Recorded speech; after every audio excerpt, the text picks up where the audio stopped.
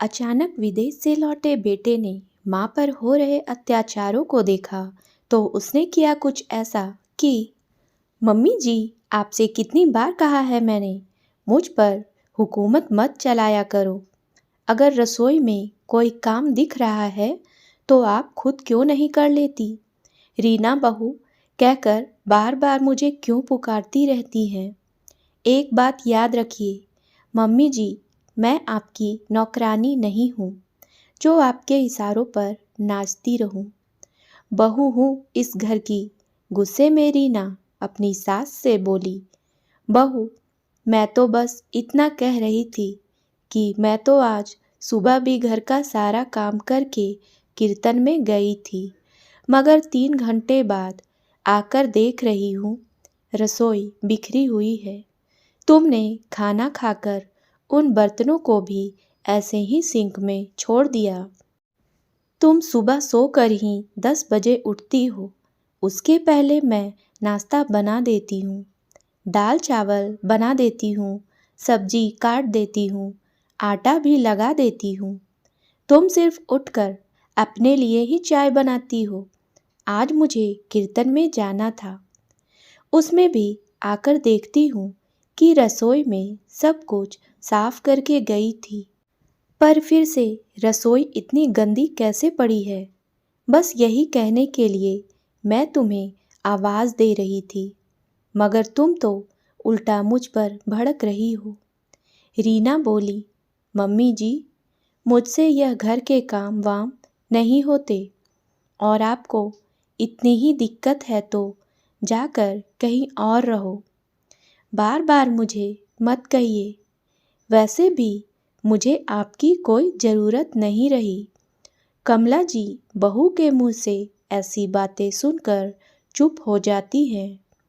गुस्सा तो उन्हें बहुत आ रहा था, पर वह अपने गुस्से को शांत कर लेती हैं और आगे बहू को कुछ नहीं कहती, क्योंकि बहू जिस तरह से उनसे बात कर रही थी कमला जी को बिल्कुल भी पसंद नहीं था। रीना पैर पटकते हुए अपने कमरे में चली जाती है और कमला जी उदास होकर वहीं बरामदे में बैठ जाती हैं। उनकी आंखों में आंसू आ जाते हैं। कितना भरा पूरा परिवार तो था उनका। कितनी बड़ी ससुराल थी उनके परिवार में।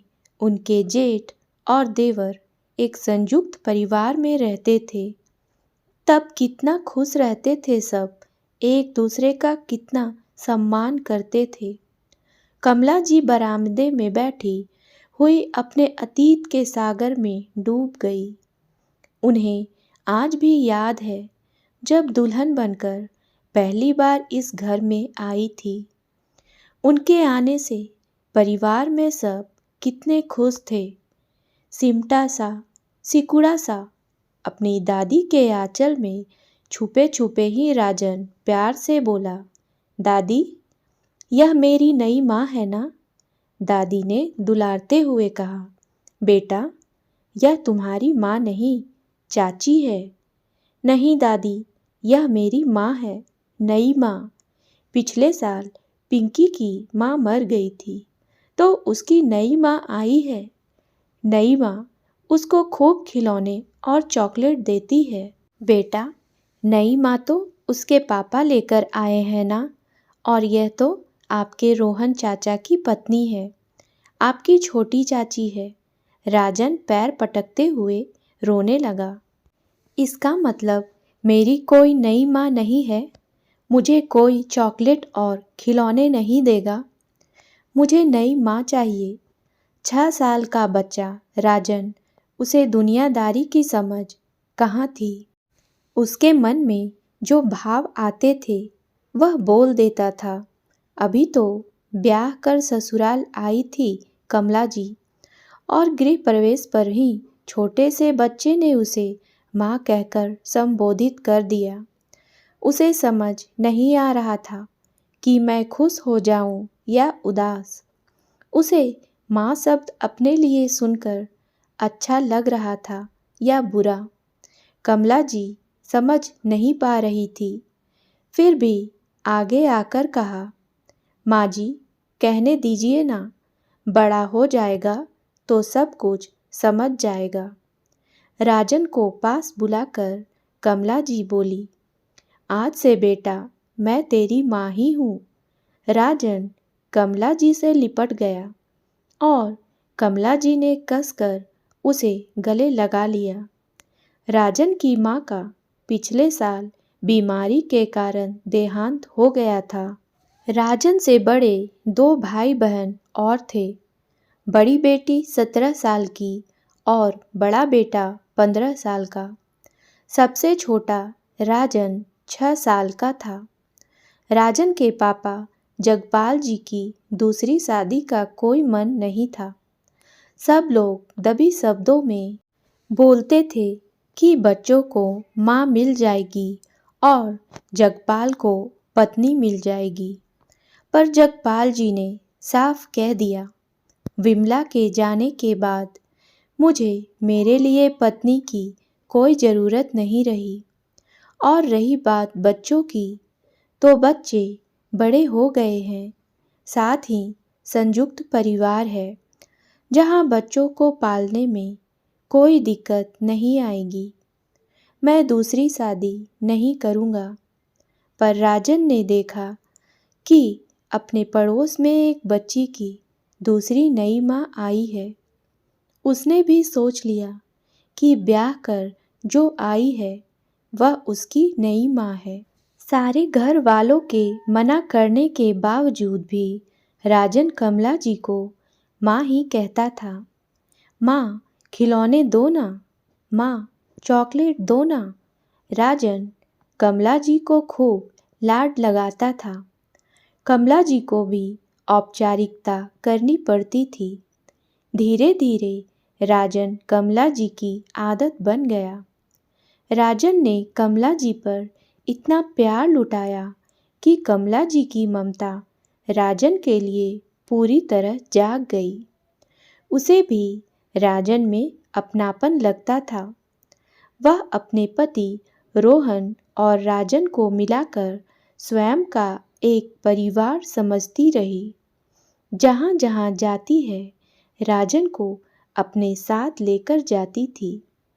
अब राजन भी उसे चाची नहीं कहता था। माँ के जैसा दुलार, माँ जैसी जिद, माँ जैसा नखरा करता। राजन बड़ा हो रहा था और कमला जी का प्यार भी गहरा होता जा रहा था। कभी कभी कमला जी जब राजन की बदमाशियों से गुस्सा होती तो अगले ही पल शांत हो जाती। आखिर वह उसे अपनी माँ समझता था, तभी तो माँ से जिद करता है। मैं कैसे उसका दिल दुखा सकती हूँ। धीरे धीरे समय गुजरता गया और कमला जी अपने बच्चों की भी माँ बनी। कमला जी के यहाँ एक बेटे संजय और एक बेटी रीता ने जन्म लिया। पर राजन के प्रति उनकी ममता कभी कम नहीं हुई, क्योंकि माँ शब्द में होती ही इतनी ताकत है। कमला जी हमेशा राजन की माँ ही रही, कभी चाची नहीं बन पाई। राजन भी कमला जी का हमेशा हर कहना मानता था। कोई भी काम होता तो कमला जी से ही करवाता। राजन संजय और रीता को अपने बहन भाई की तरह प्यार करता था। रीता से तो बहुत ज़्यादा प्यार करता था।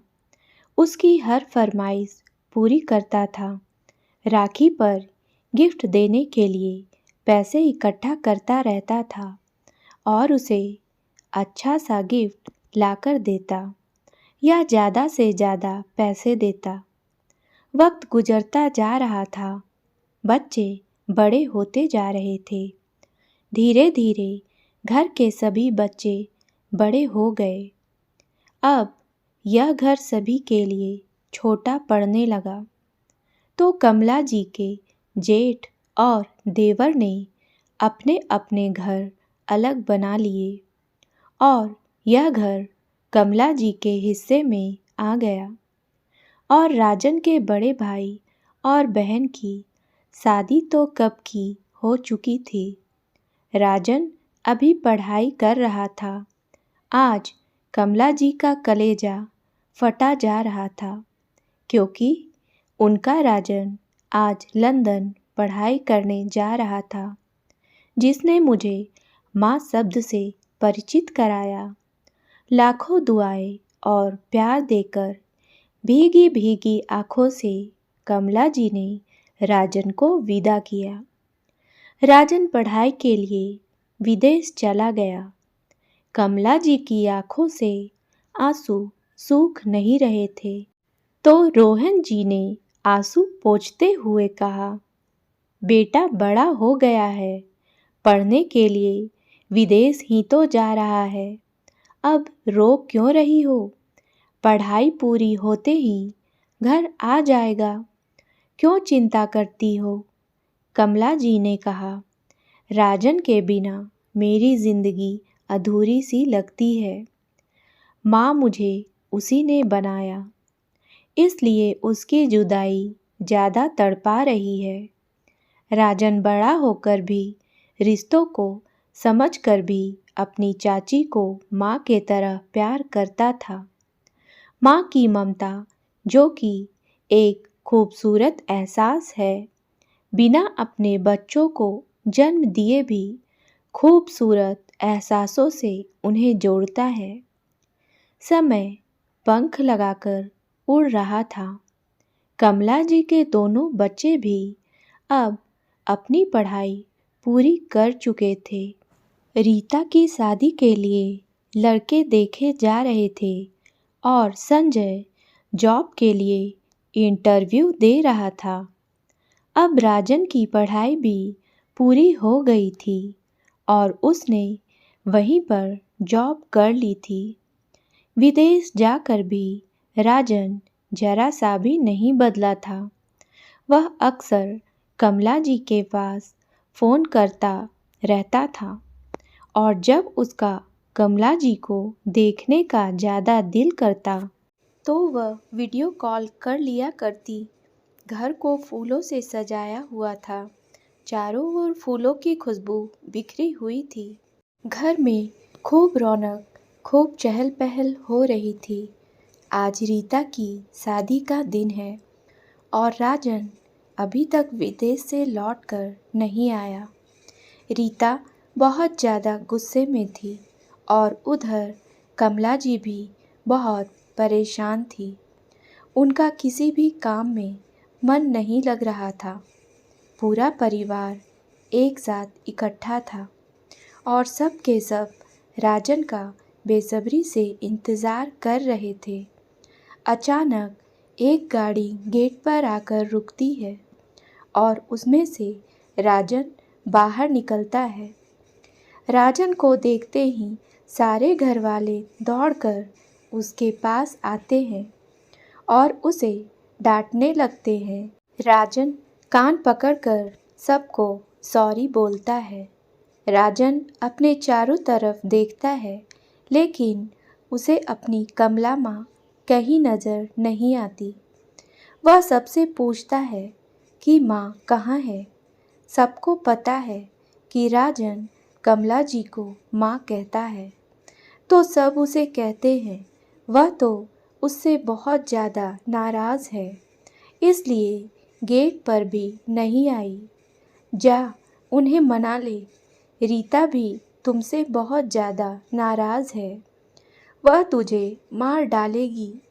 यह सुनकर राजन डर जाता है और डरते डरते कमला जी को सब जगह ढूंढने लगता है, पर वह उसे कहीं नहीं मिलती। तो फिर रोहन चाचा जी कहते हैं कि वह अपने कमरे में गई है, जा वहाँ जाकर मिल ले। राजन कमला जी के कमरे में जाता है तो देखता है कि कमला जी अपने बेड पर बैठी हुई हैं। पास जाकर देखा है तो कमला जी रो रही होती हैं। राजन जैसे ही पास आता है तो कमला जी उससे मुंह फेर लेती है।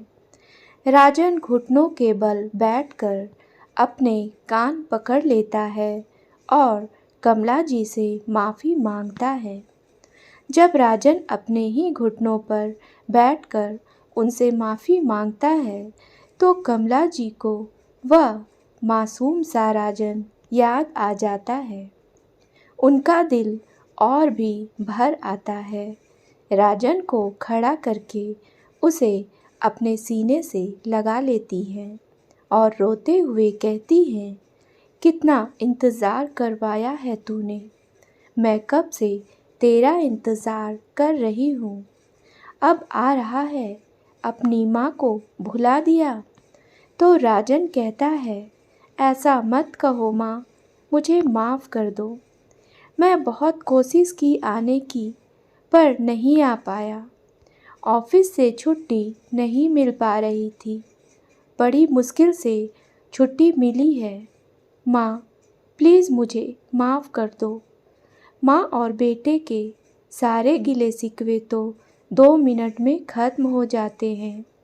दोनों खुशी खुशी कमरे से बाहर आते हैं तो सब देखकर हैरान रह जाते हैं और कमला जी को चिढ़ाने लगते हैं।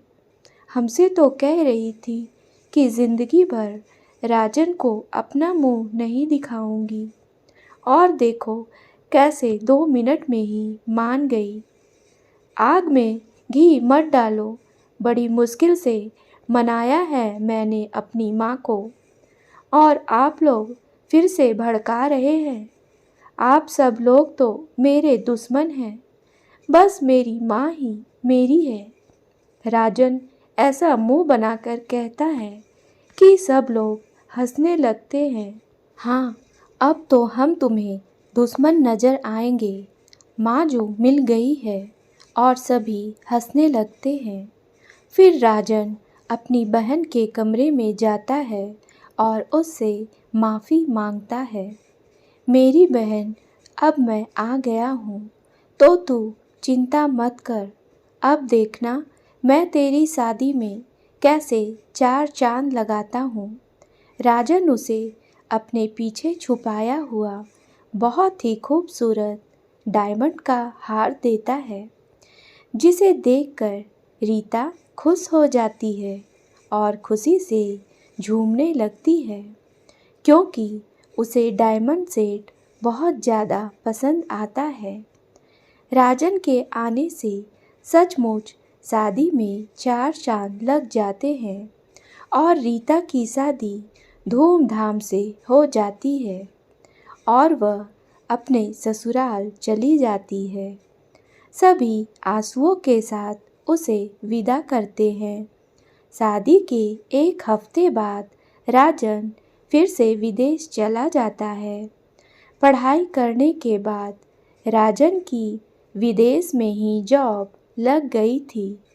अब विदेश में ही रहने लगा। कुछ समय बाद राजन की शादी भी हो जाती है और वह अपनी पत्नी को लेकर विदेश चला जाता है। राजन के पिता जगपाल जी भी बीमारी के चलते दुनिया छोड़कर अपनी पत्नी के पास चले जाते हैं। संजय की शादी भी हो जाती है और रीना दुल्हन बनकर घर में आ जाती है और कमला जी का जीना हराम कर देती है। आज भी कमला जी की आवाज़ से रीना भड़क उठी थी और कमला जी को अनाप शनाप बकने लगी थी, जिससे कमला जी के मन पर गहरी ठेस लगी। वह मन में दुख का सागर लिए अपने अतीत में बही चली जा रही थी। तभी उनके पति की आवाज़ उनके कानों में पड़ती है। अरे भाग्यवान, यहाँ बैठी बैठी किन ख्यालों में डूबी हो, और तुम्हारी आँखों में यह उदासी कैसी है। रोहन जी उनके पास बैठते हुए उनकी आँखों में देखते हुए पूछते हैं। इससे पहले कमला जी कुछ जवाब देती, रीना अपने कमरे से बाहर आ जाती है और बोल उठती है, हाँ मम्मी जी, पापा को बता दीजिए रीना ने आपके ऊपर जुल्म सितम ढा दिए हैं, आपका जीना दूभर कर रखा है। रीना ऐसे अंदाज में कहती है कि पापा जी को भी गुस्सा आ जाता है। रीना तब भी चुप होने का नाम नहीं ले रही थी। संजय भी वहाँ आकर अपनी बीवी की हिमायती बन जाता है और दोनों मिलकर घर को सर पर उठा लेते हैं।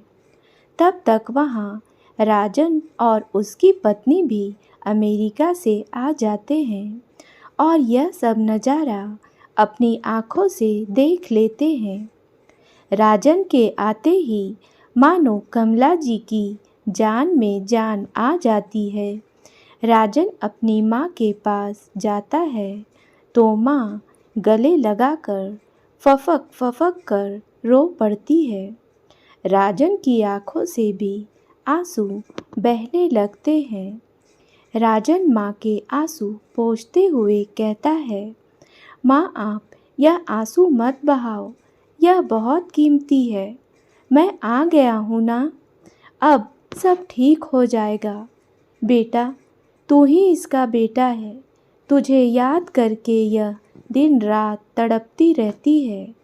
रोहन जी ने भी भरे स्वर में कहा, हाँ पापा, मैं ही आपका बेटा हूँ।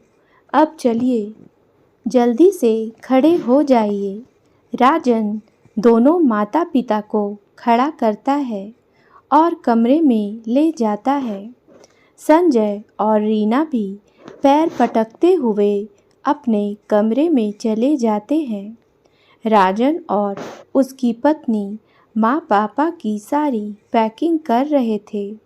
दोनों माता पिता मना करते रहे, लेकिन राजन ने उनकी एक नहीं सुनी और उनको अपने साथ विदेश ले गया, जहाँ अपनी आँखों के सामने अपने माँ पिता को रखता है और उन्हें इतना प्यार सम्मान देता है कि उनके मन से अपने सगे बेटे बहू के दुख दूर कर देता है।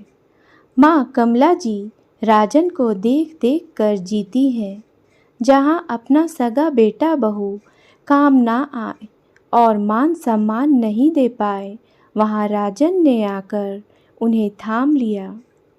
जरूरी नहीं कि अपनी औलाद ही सहारा बने, प्यार दो तो पराए भी अपनों से बढ़कर साथ निभाते हैं। उम्मीद है दोस्तों कहानी पसंद आई होगी, तो मेरे वीडियो को लाइक करें और चैनल को सब्सक्राइब करना ना भूलें। धन्यवाद।